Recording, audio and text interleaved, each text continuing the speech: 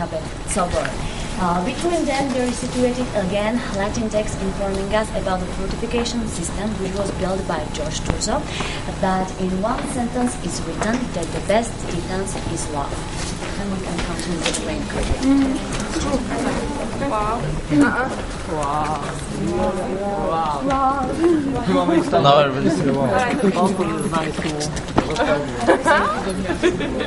Čekaj mene. Počnemo današnju reportažu. Vedar i sunčan dan ovde u Oravi. Izuzetno. Žalimo se. Vrlo je tmurno, kišovito, ali dobro. Ali snalazimo se. Da, naša trenutna lokacija jeste Castle in Orava. Zamak u Oravi. Vrlo smo oduševljeni što smo ovde, zato što je jednostavno prelepo. Sve datira iz davnog perioda, od 1200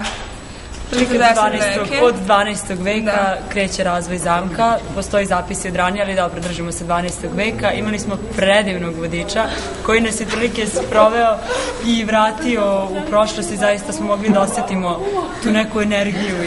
Da, sada smo potpuno u kondiciji, ako vas interesuje. Gore, dole, gore, dole, gore, dole. Ne znam sad da li se vidi, bili smo na najvišem delu, prilike tamo. Ima jedna zanimljiva legenda. Ja bi sam htjela pozdraviti svoju babku. On bi očigledno da pozdravi neko. On je naš fotograf, tako da oprostit ćemo mu da prigledamo budemo. To je normalno za umetnike. To je normalno za umetnike, oni smale. Inače, jedna zanimljiva legenda. Upoznali smo grafa Drakulu i sivu damu ili tako nešto. Ali ja znam nešto što ti ne znaš. Šta je to, izvini? Šta ja ne znam? Slušajte pažljivo. Kako se zove baba? Da, znam ime babe.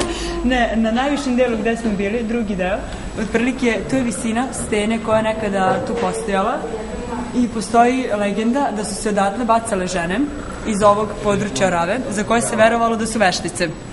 I ona koja bi preživela pad dole u reku, smatrano da je veštica i onda je spaljivana na lomači. Naravno, one koje umru bio je dokaz da su nevine. Postoji samo jednom zapisano da je samo jedna žena spaljena na lomači, ali pre toga nije bačena sa litice, tako da ne znam da li je legenda potvrđena, ali u svakom slučaju je nešto što Ema nije znala i verovatno vi niste znali. Tako da, iz zamka. Tako da, to je to za sve danas, a mi vas pozdravljamo pa do sledeće reportaže.